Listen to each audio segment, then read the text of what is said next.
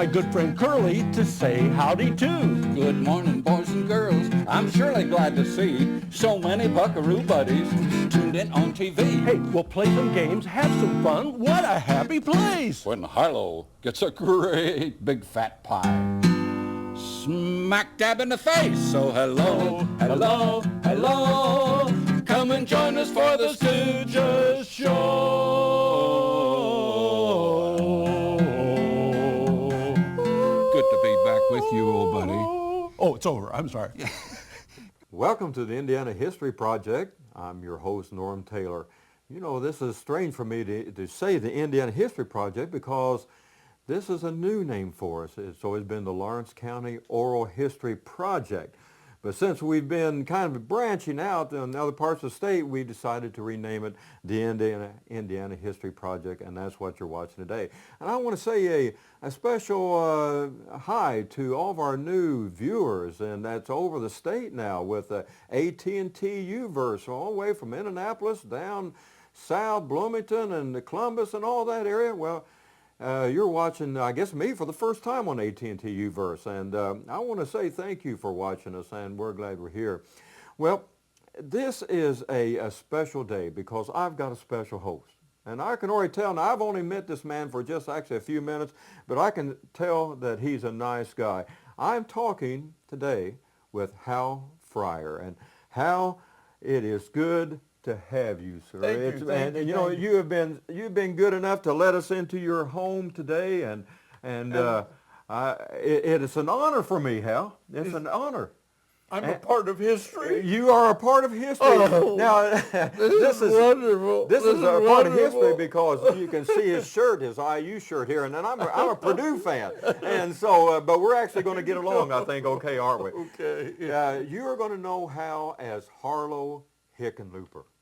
And you know, Hal, I'm going to call you Hal, but sometimes I may call you Harlow. Oh, that's okay. Which one do you want me to call you? Oh, listen, really, it's so interchangeable, and I seem like I'm as active today. Well, witness the fact that you're here. Well, sure. And I was in a parade July the 4th, and I'm going to be in Columbus, Indiana in just a few weeks. And so, you know, I keep thinking, this is really pretty nice. Well, you know, Harley, it's just an honor for me to be sitting here talking with you. Well, you know, because Harley, you know, as a kid, as a young kid, I used to get up on Saturday mornings, and you know, nothing else would get me up on Saturday mornings except for Harlow Hickenlooper. And I've got to admit, though, to you, the Three Stooges helped get me up. Influentially, but yeah, I mean, but it was definitely you and the Three Stooges that would get me up on Saturday mornings and watch you on Channel 6. Well, thank you. Thank you. That was, and now that I'm just actually here talking seriously, with you. this is the nice thing about doing an interview like this. I, for maybe the first time, get to thank individuals for doing just what you said you did. Get up on Saturday morning and watch, and maybe come out to a shopping mall or just some kind of a personal appearance. You know, it was very good. You know, people have over the years, Hal, have recognized you and you'd be out eating or you'd be going to a grocery store and people would be approaching you. Did that ever bother you when people, or, you know, I remember talking to Cowboy Bob, you know, a few months ago now, and you know, I asked him that same question. Well, you know, when you're there eating and people just coming up to you, did that ever bother you any? Well, it really didn't, and it doesn't, because it's the opportunity to make a new friend and to shake a paw and just generally get to know a little bit more about the person. In fact, I'm a people person. I can tell I'm a that. Gemini, and you know, we got dual personalities, so I got room for you here and somebody else over there. No, I really love people, and it's like with Cowboy Bob or Janie or Sammy Terry, any of those people. We only in our later years got to know each other because we were busy at our own stations. And, once in a while we'd run into each other at a parade or something like that. But we had very little contact and no social get-togethers at all, you know. So when you guys would have had, I would think, similar type of personalities because you're people. I mean, you love people. Yeah. And I know I met cemetery a few years ago, and Cowboy Bob and them, and they're just friendly people like yourself. I mean, you haven't met a stranger. But when I was in high school, I was an introvert, and I was very bashful. That's kind of hard to believe. Well, I know it, but see, those become the biggest hams that you get. Once they pull out of that, they're worse than anybody. But no, it was all my teachers at Tech who really kind of helped me along, and it wasn't necessarily about funny things, but it was just about maybe broadcasting would be a good field for me or something like that. Was I thinking about it? Well, no, I guess I haven't. Well, why don't you think about it? Yeah, I've heard similar stories. Claude Akins was a Bedford man that, of course, was in a lot of movies. Oh, my, yes. And quite an actor. And, just the list goes on and on of movies he was in and so forth. But I know that there was an influence of his drama teacher, back when he was in high school. Is that right? That really influenced him getting into acting. And, I know you were on the air in the 1960s. That's when I would have watched you, and into the 1970s, and I'm dying to ask a lot of questions there. But I wonder, where are you from, Harlow? Oh, Indianapolis. Indianapolis. Yeah, grew up in Indianapolis and went to public schools. Then I was in the Navy for just a very short time because I didn't get out of high school till 1945, and the war was over in 46. Then I moved on to IU. And again, had the opportunity of meeting people who suggested that I should be serious about the business, and not the funny business. They just said be serious about the business. I really don't know how. Well, yeah, I do in a way. When I was in the third grade, I was in a play. It was just an Indian tableau. You didn't say anything. You just stood there, and there was the mama Pilgrim, and there was the Papa Pilgrim, and a couple of little ones. And I was an Indian brave who'd been invited to come to Thanksgiving dinner. Awesome. And I had on a burlap kind of outfit. And when I got under the lights, all of a sudden, I started itching. And the big mistake was when I started scratching, the audience started laughing because I was scratching in some inappropriate places. And I thought, that's all you have to do to get a laugh? Hey, that's wonderful. That's really wonderful. So you actually thought about that in the third grade. I mean, you could get people to laugh, even that young. Yeah. You knew you had a talent there to get people to laugh. Well, and it seemed like I shouldn't have gone to Tech. I lived in the Shortreach neighborhood, and you had to sign up for shop classes because Tech was a vocational training kind of school. And I'd get in a shop class, and I'd do everything wrong. I couldn't hook up bell circuits. I couldn't do plumbing. I couldn't do anything. So the guys, my classmates, would all laugh at me because I was such a klutz and mechanical, and I'm still a klutz. Maybe we can edit that out. Don't bring my wife in because she'll tell you how really bad I am. Yeah, we won't mention her. And I want to thank her for allowing us into your home as well here. So at a very young age, then you had this kind of inward desire to make people laugh. Right. Well, there's nothing that's quite as rewarding as hearing an audience, respond to some craziness or some silliness. And of course, the kids all love that silliness. Yeah. And so the more kind of crazy things you did, and again, I think Harlow was just kind of an overgrown kid, and the harder he tried to do something, the more he messed up. And that's when you used to laugh, because it was when I was messing up that... Yeah, whenever you did these programs that I would have been watching as a kid, you were actually doing these live. Were these taped or were these live at that time? I'm talking about around 1960. Well, tape didn't come in. This is what so many people don't realize. The videotape didn't come in until about 1964. So all of the stuff that I did in Youngstown, Ohio, no tape. The early years on the Stooges show, and with Curly Myers, who was doing his own show at that time, there's no record of it. Then, Norm, it was so valuable. once in a while we were out on a personal appearance or something, and we taped the show. And I'd come back on Monday and I'd say, hey, I really would like to save that. Well, they had used it Saturday night for the news and had recorded over it because the tape cost so much in those early days, they had to keep reusing it till they wore it out. Okay, so it would be of extreme value to have a tape now that would have been back in the mid-'60s or whatever. Well, and some of the things that you'll see, and maybe some of the things you might even end up using on this program, were 16 millimeter film. And our poor producer would have to come back, he'd have to get it developed, he'd have to edit it. And then we didn't do any sound on film very often because that was expensive. So in the studio, on the day that it ran, we would just do a voiceover type of thing where we stood with our microphone in the studio, watched it on the TV set, and we would just say, oh, look out, what's happening, blah, blah, blah. And so the record of TV in those days is not too great. Now, maybe on the networks, you know, where they had big budgets and that kind of stuff. Did you do radio? Yes. Started in radio in Indianapolis in 1945.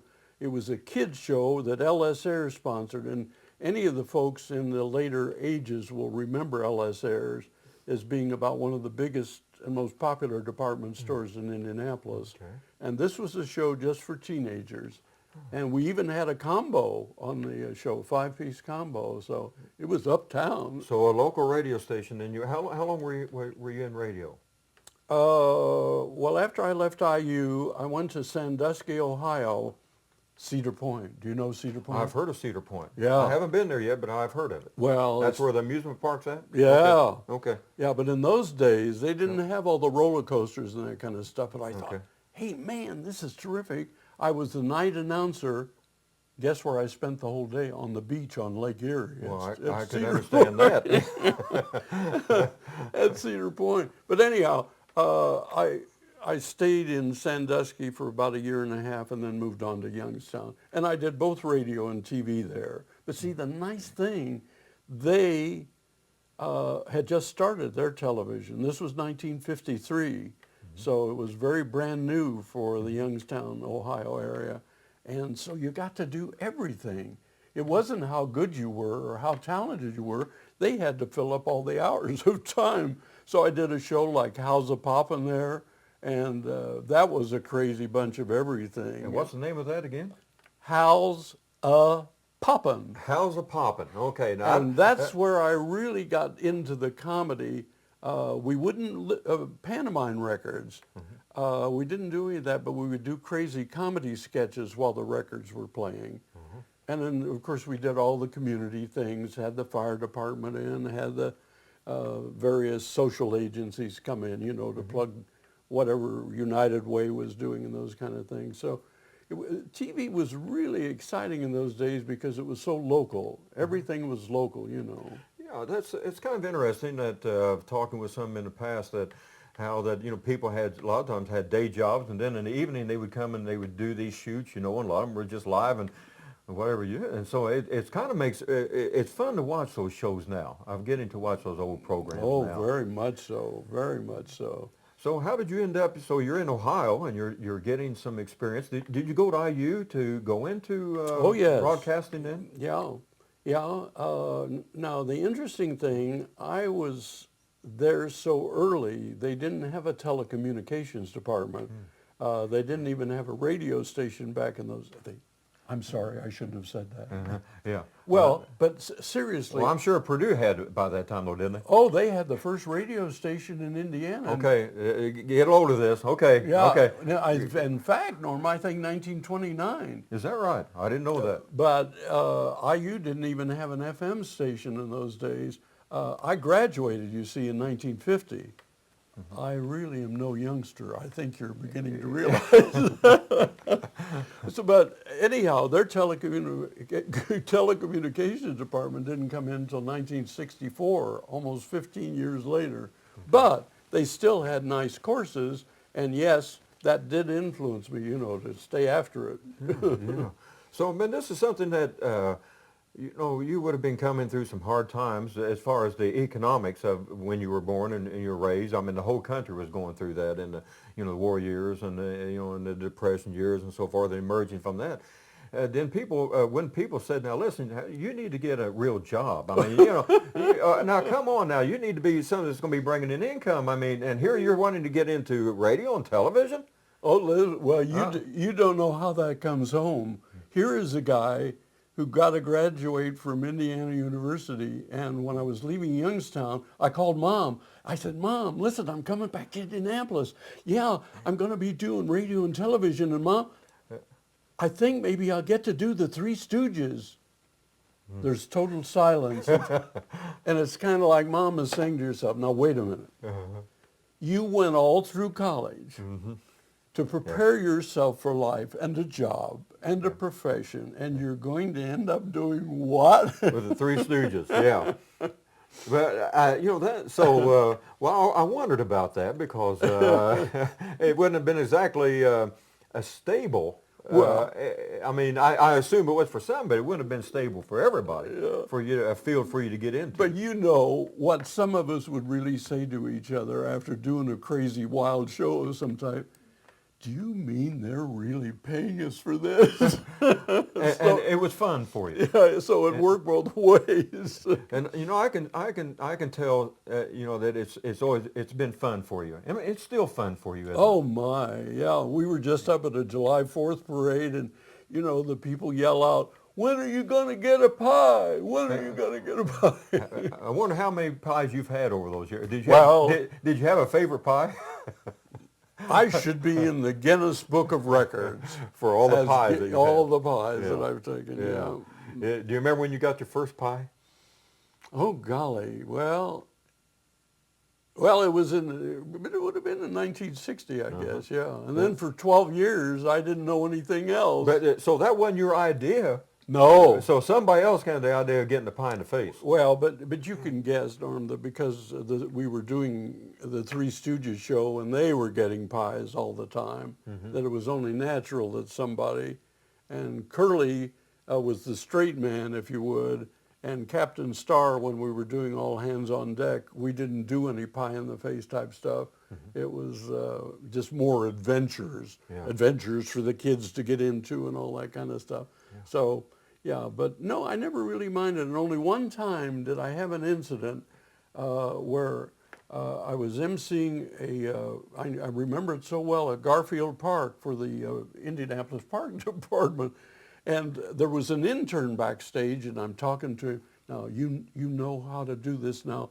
I'm going to give you this paper plate. Just get hold of each edge and then zap me.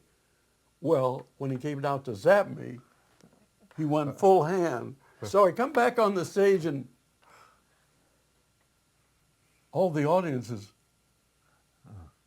and here is the red trickling down through the pie. Oh, okay. But can you imagine in all those pies that I only got one bloody nose out of it? That's pretty good. It is. I guess it would have helped if it had been kind of a cherry pie. It would have no, it's that much. Well, I never even thought about even throwing a pie at you. Well, I never even, that didn't even cross my mind. Well, if you want to know how serious it was with the Three Stooges, I don't know that I have a picture of it anywhere, but they had a complete truck loaded that was on hand at all times with this, and we fooled around now mostly with shaving cream because the whipped cream had a oil base in it and it would stain your clothes and all that.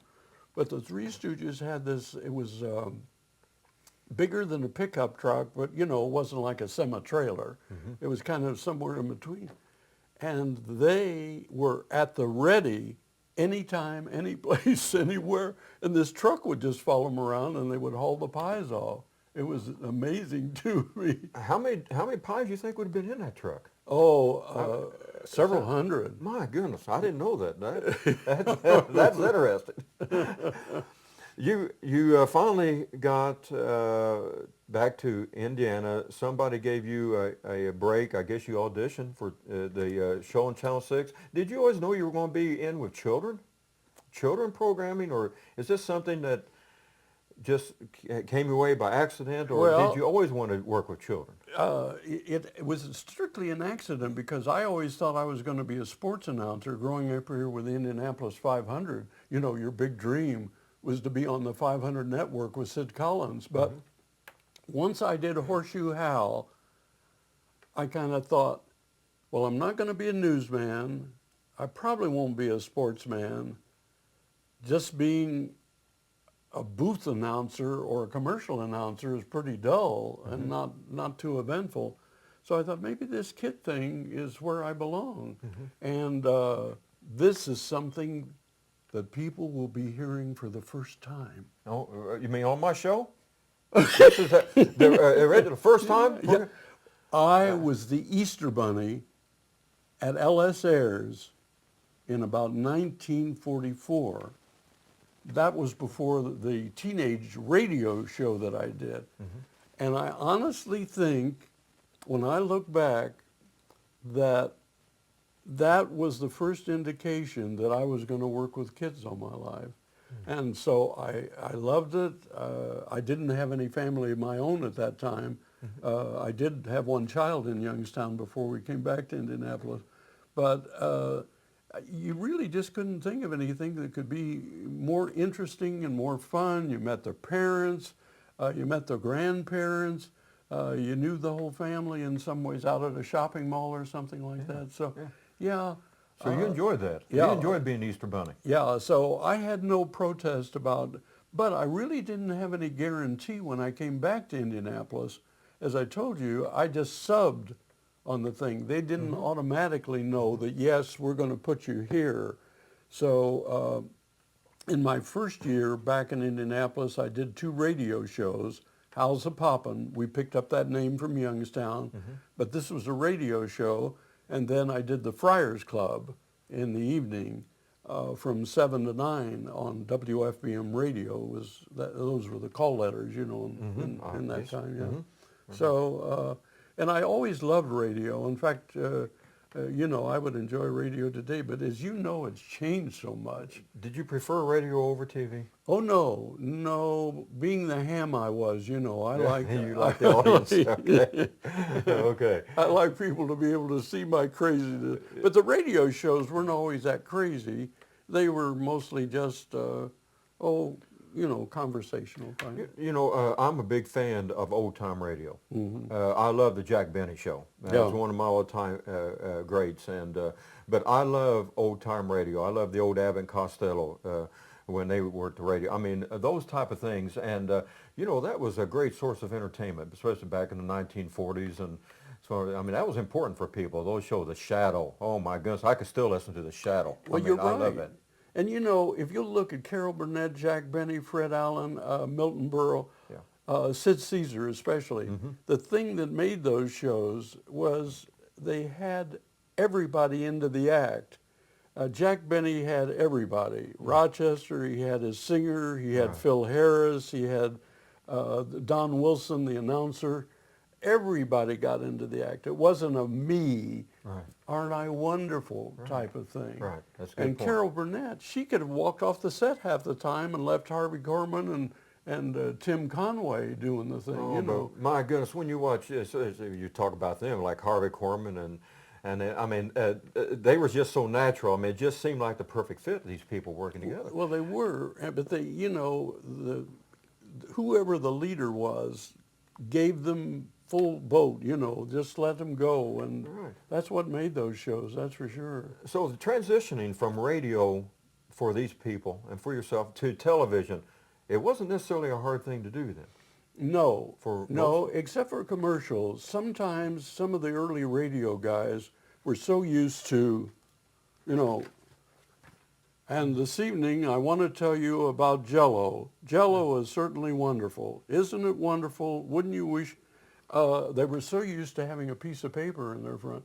And when I got to Youngstown, all of the fellows had been radio people, and some of them were a little jealous of the fact that I was doing so much. But I had been on stage, whether it was my senior play, whether it was something down at LS Airs, I had been acting, so it was a natural for me to be able to ad-lib and to talk without a piece of paper in my face. So there were a few fellas who kind of fell by the wayside, but I don't think they ever really missed it that much. I mean, they accepted their fate in life, if you will. Were you nervous? Oh, yes.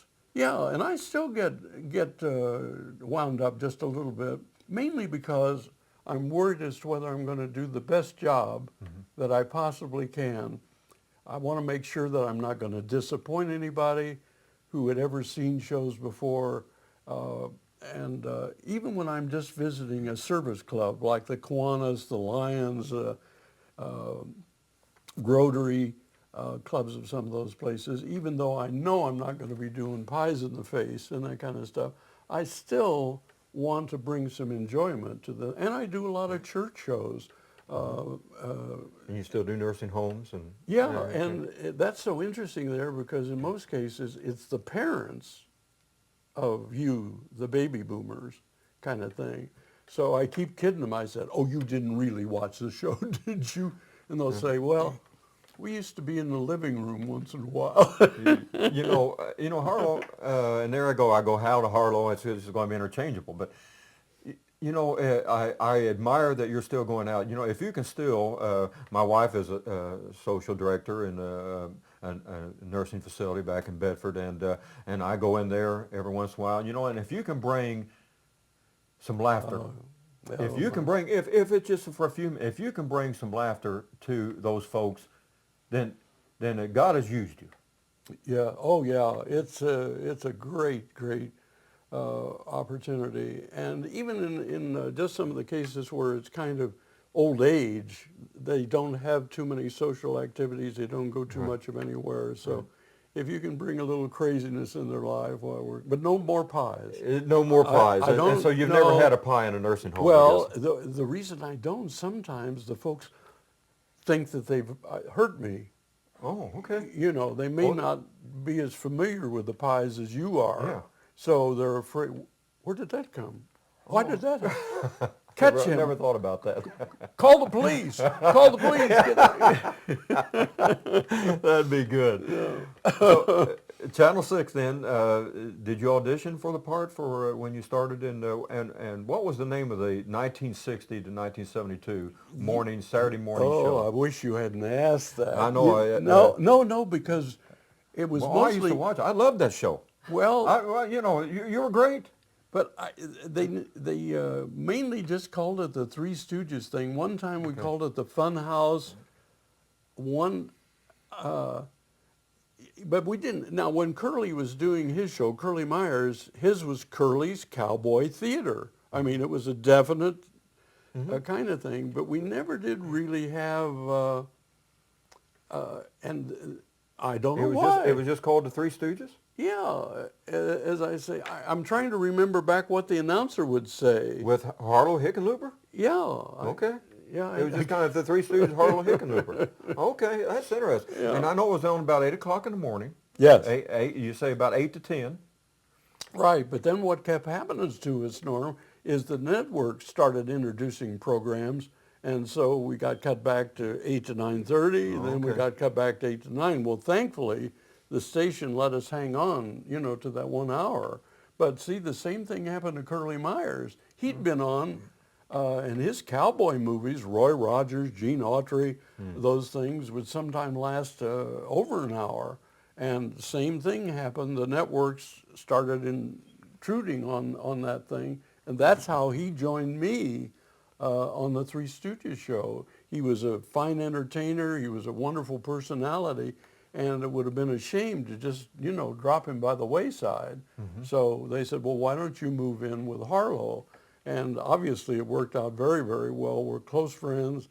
Curly is 90 years old now. He obviously is slowed down a little bit.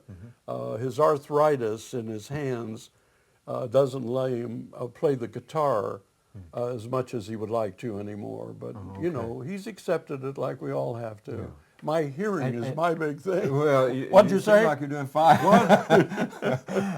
Well, you seem like you're doing well. Is he? So Curly, you still keep in touch with him then? Yes, he lives in Mulberry, Indiana, which is not too close to Bedford. I don't know. I don't know where Mulberry's at. It's right by Is Frankfurt. that close to Blueberry? Little joke. Okay. Yeah, I had to kick Hal under the table, so now it's your time to laugh. But no, I didn't. I didn't do that. No, but no. it's not close to Mulberry, Blueberry, Strawberry. It's Strawberry. It's very close to. Okay. No, it's off 65 by Frankfurt, Indiana. In fact, one of the roads, if you go off this way, you go to Mulberry. If you go off this way, you end up in Lafayette. So it's very close in that part of the world. I'm glad to hear Curly's doing fine, and I can remember Curly too, and he seemed like he was just a nice guy. Well, he was, and you know, he is one of the real pioneers. He goes back so far. He was at WLW in Cincinnati, and Doris Day was there. And Andy Williams was there. Oh my goodness. And none of those people had attained anything more than just a regional knowledge. And of course, Doris Day went on to be a big Hollywood star. Andy Williams went on to be, and I guess it was the whole Williams family. You know, they had a quartet or something like that. Okay. Oh yeah. When I think of Andy Williams, my goodness. You have worked with a lot of people, and I'm going to see if we can get a shot of this poster right behind us. Hal was in, and I'm a great big Three Stooges fan. So can we get that okay there? Actually, Hal was in this film called The Outlaws Is Coming.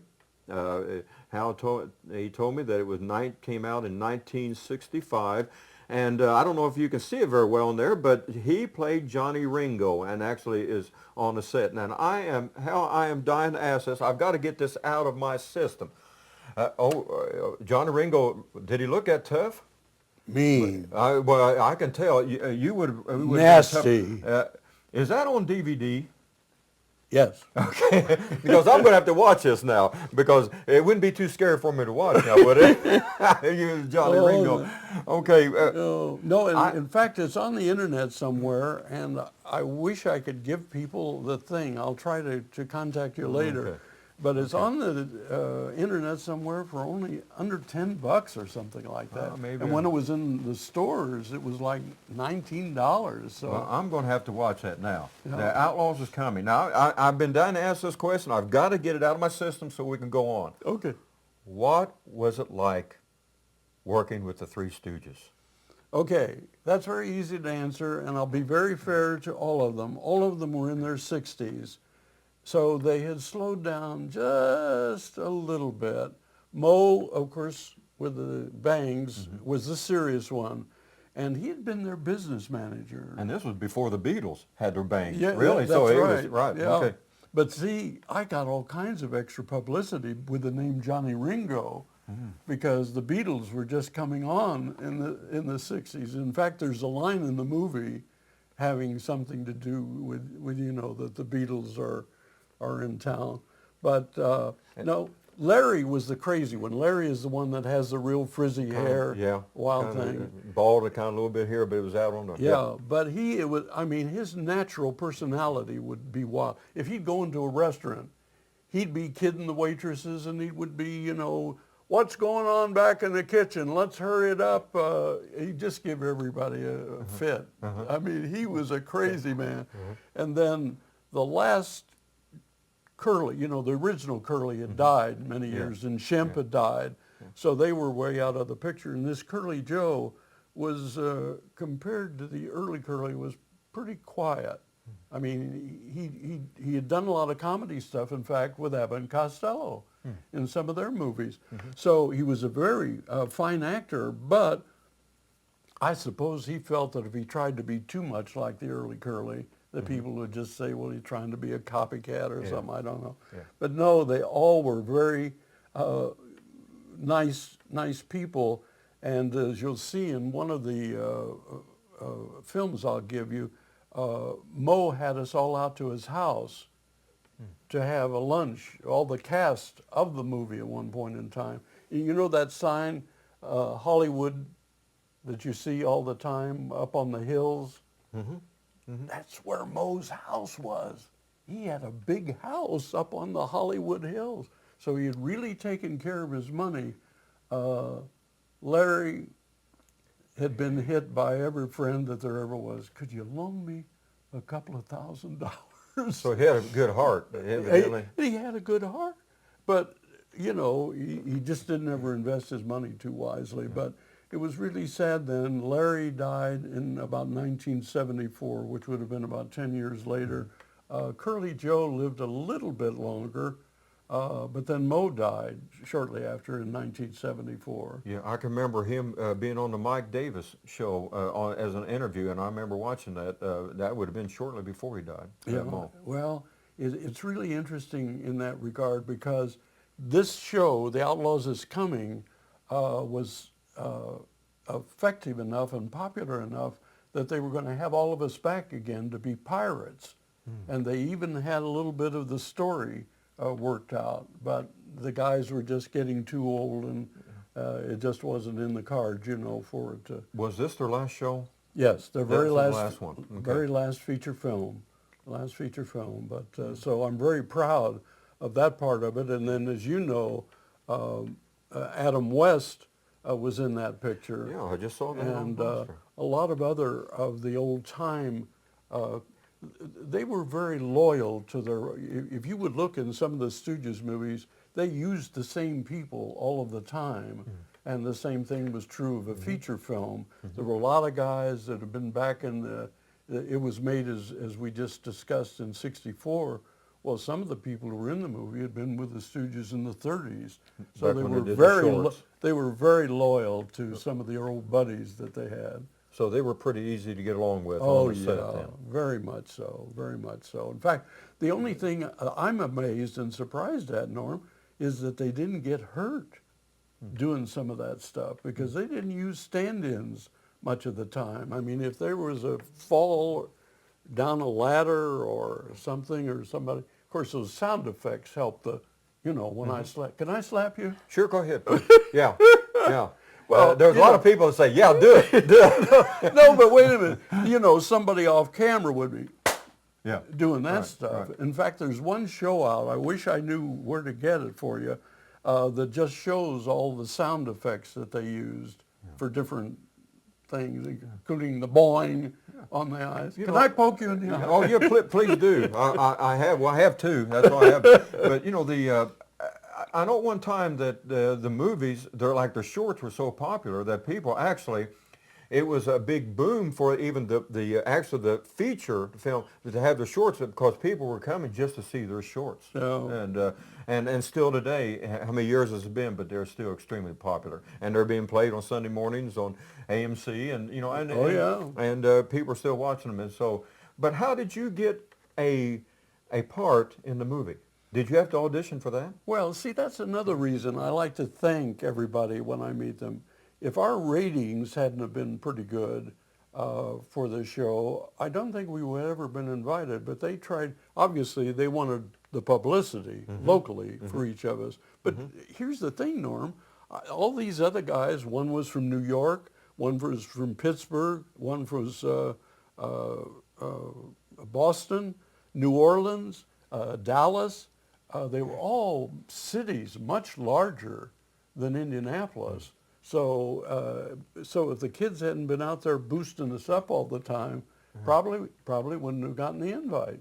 So whenever you had got the invite to be, you know, when you were showing the Three Stooges on there, and you were already probably a fan, I would assume you were already a big fan.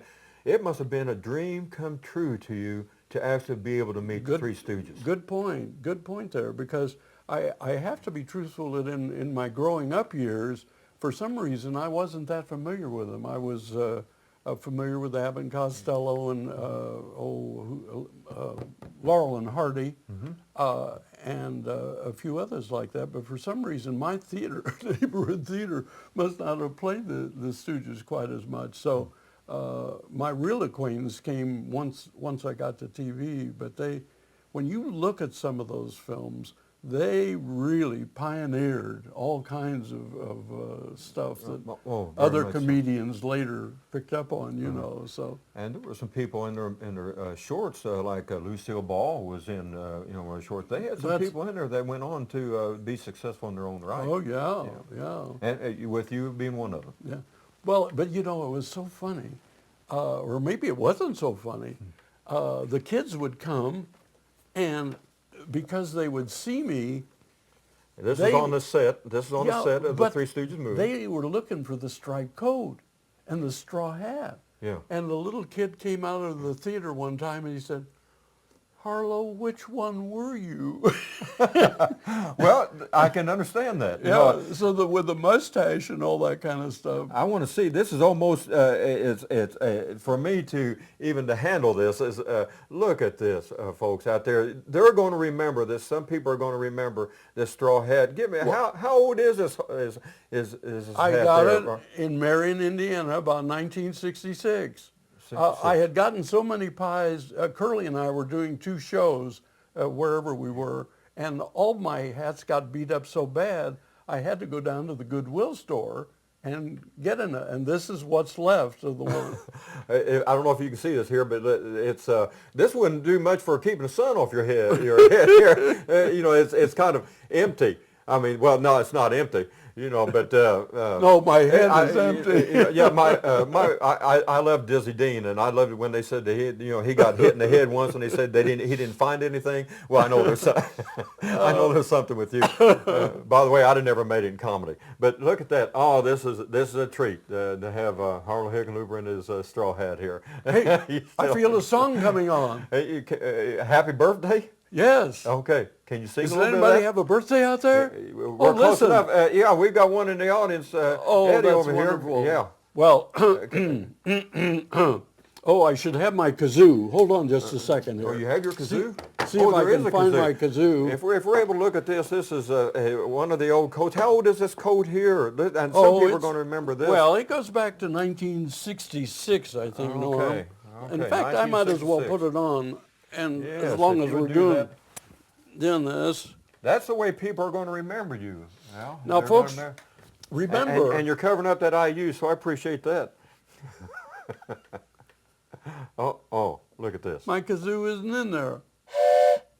You got your train whistle. Do they still have trains go through Bedford? Well, not too much anymore. Not too much? No, we used to. You can still button that. Yeah, yes. Yeah, you're still in good shape. Okay, are you going to sing Happy Birthday? Yes, and you please understand, I never really had anything against the standard or the traditional birthday song, but I thought that the Stooges show needed its own special rendition, so here it is. Okay. Happy birthday, happy birthday, happy birthday, happy birthday, happy birthday, happy birthday to anyone out there who's watching this program. We wish you a very happy birthday, and we hope that you'll have many, many more. And even though we don't know your name, we wish you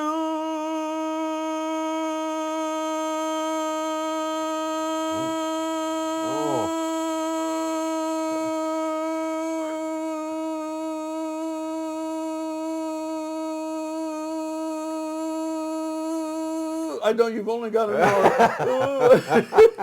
Birthday. Oh, boy, I tell you what, that's fantastic. You still have a voice. How come you didn't go into singing? Did you see my dog? Your dog took off. Yeah, dog took off. He can't but I stand wasn't it. going to mention that. Norm, is this the hook that you're going to take me off the set with? Yeah, I was really looking for, I was kind of dodging in case a pie was going to come in during that part of the segment of the program. But the dog came back. So thank you for singing that there, Harlow. That is a great memory there. You was with the Three Stooges. I also know that Sherry Lewis, pork chop.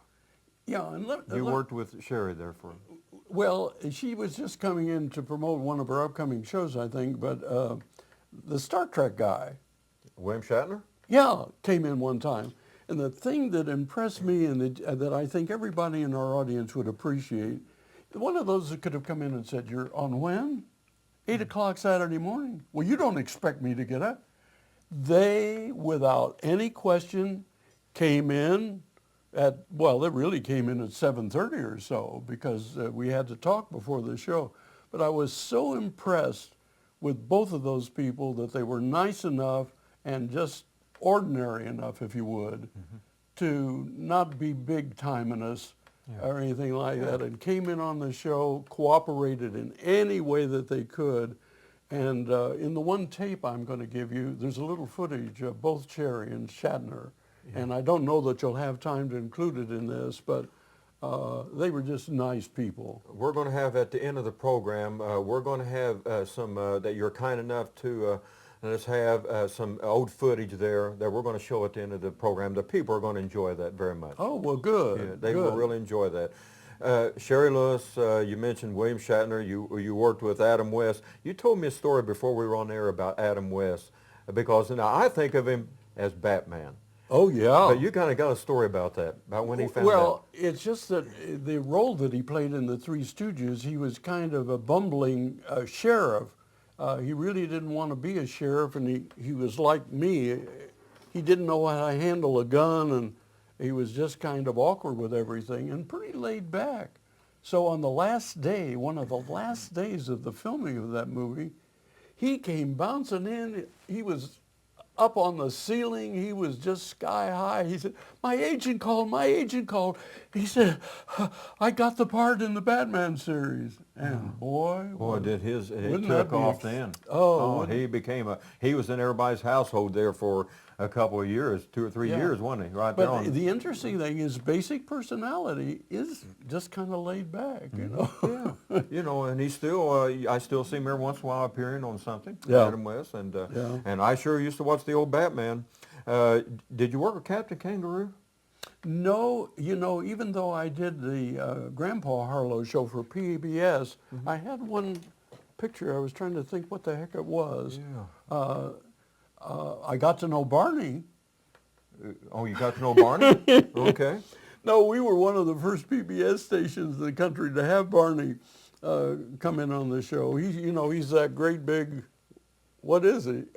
I'm not sure what he is. I'm not for sure either. Somebody will probably email me and let me know. Okay. Dinosaur. Purple dinosaur.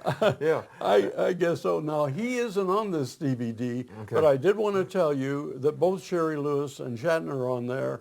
And then, Norm, I made one of the biggest boo-boos. Well, the only boo-boo in The Outlaws Is Coming, and that's on the DVD. I got in this line that I was supposed to be very excited. Yeah, that's right. They're going to start at daybreak in the morning. I think I said, what did you say? I said they're going to start at daybreak in the morning. I've got to watch this. That's the only mistake. Is that the only mistake you ever made in your life? No. Okay. No. But anyhow, but this DVD, that's on the people can get this DVD, right? Yeah, it's 90 minutes. It's got a lot of the different history of the show and where the coat came from, where the hat came from, where the pies came from, and all that. But it's so important that you know, not one cent is coming to me. Everything goes to a charity. I've given money to a spinal cord injury fund. I've given money to the food banks around me. My Tech High School is getting some scholarship money. And if things keep going well, with the fact that we get some matching funds for it, we'll be up to about $10,000. Oh, it's fantastic. The charities have really benefited, and I hope to do a little bit more. So this, the purchase of this will go to a lot of different causes, and we'll have a way to be able to, at the end of this program, where you can purchase this. Good. We'll make sure we do that. Yeah. And we appreciate your social efforts. You know, there has been a lot. I remember, and we're going to close with this, Hal. I do a lot of World War II veterans. I've had a lot of World War II veterans, great guys on my program, all the way from Pearl Harbor survivors to the Battle of the Bulge to D-Day. And I remember one of the gentlemen, I had the gentleman here from Indianapolis that was one of my first ones that was on USS Indianapolis and the sinking of that. But, you know, I remember that one of the gentlemen I had on there that was at Iwo Jima, that said, after the program, he came up to him and he said, "Norm, they've forgotten us." And you know, that really touched me. Oh my. And I said, this is why I do this program, because I don't want people to forget the people, well, our World War II veterans, Korean, Vietnam, but people like you that have done so much for entertainment. I don't want people to forget you. Well, you couldn't be kinder in that comment. And of course, I was such a short timer. I was only in the Navy for 14 months. So I can't do anything but just applaud the fellows who really were in combat, the fellows who really had to be on the firing line. I mean, I didn't come into harm's way at all. But if I may just make one quick note here, I don't mean to make another commercial out of it, but in connection with you and your history programs, I'm down at the Indiana History Center at Ohio and West Street, and they have marvelous, marvelous records of the war, the Civil War, all those kind of things. The exhibit that I'm in is only 1914, and that's because I'm so old. Norm. I go back to 1940. And you're doing a wonderful work there. But anyhow, I want to invite you and your whole crew Thank you. To come down sometime. And I just think everybody... wow, that'd be a great show there, wouldn't it, sometime? Yeah, if you'll tell your... what is your county? Lawrence. Lawrence, okay. If you tell your Lawrence historical people, you know, that we'd love for them to come down, because they've got so many new exhibits. Oh, one that fantastic. everybody will love is that there's a Cole Porter room and all his music, like Night and Day and Begin the Begin and all that. But I got you off the track. Forgive me. I didn't mean to do that. I appreciate you mentioning that. Yeah.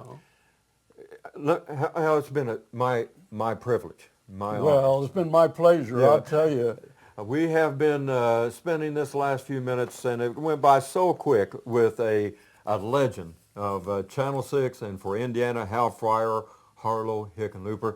And Harlow, thank you again. You've been a great one to have, and I love the hat. Yeah. Does this mean I've got to hang classic. it up? This is a classic. Folks, it's not going to do any good for you out in the sun, but it's a classic. I think we have to hang it up now, folks. We're out of time. This is Indiana History Project. I'm your host, Norm Taylor, with Harlow, Hickenlooper. Thanks for watching. We'll be seeing you soon. Hal Fryer's had a memorable and happy 64 years entertaining adults, children, and now baby boomers and seniors. His first publicity photo was taken in a dime store photo booth. But he was always making faces. And look at some of the baby boomers. He's still making birthdays happy and appearing at school reunions, fundraisers, parades, and festivals. Hal is currently appearing every week as an interpreter at the Indiana Historical Society as a grandpa. It all started with high school variety shows, the lead in the senior play, and entertainment programs based on the national radio program Breakfast in Hollywood. A real radio program came next. A teen sub-W program, 1945, sponsored by Ellis Ayers on local WIRE radio, with a live music group.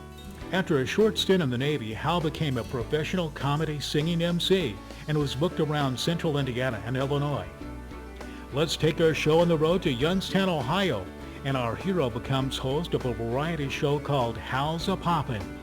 The show ran 5 days a week for several years and even had holiday celebrations and, of course, pretty girls.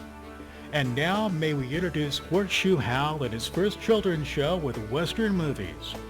And then almost overnight, Horseshoe Hal became Captain Hal with national guests such as Sky King and Always Children and the Popeye cartoons. Our Pied Piper marches off to Indianapolis, becomes Harlow Hickenlooper, and is always entertaining children, and not just on Saturday morning. Wherever Harlow went, children were there. A Monument Circle movie premiere. On the Circle with Captain and Curly, and at autograph time.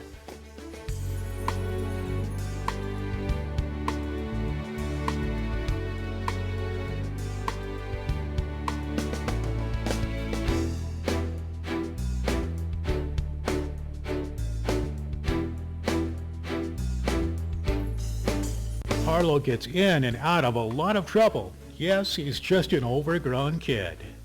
And let's not forget another afternoon show, All Hands on Deck. So long, everybody. Harlow dominated the image of Hal Fryer and made it necessary for Hal to turn to character commercials such as Alexander Graham Bell, the Back to the Future scientist, an Iceman, Charlie Chan, Keystone Cop, a circus ringmaster, colonial officer, super salesman, the story lady, motivational speaker, a comedy waiter, and comedy speaker, even Dr. Fryer the scientist. And now we must remember Johnny Ringo in the Three Stooges movie The Outlaws Is Coming, filmed in 1964. All good things must come to an end.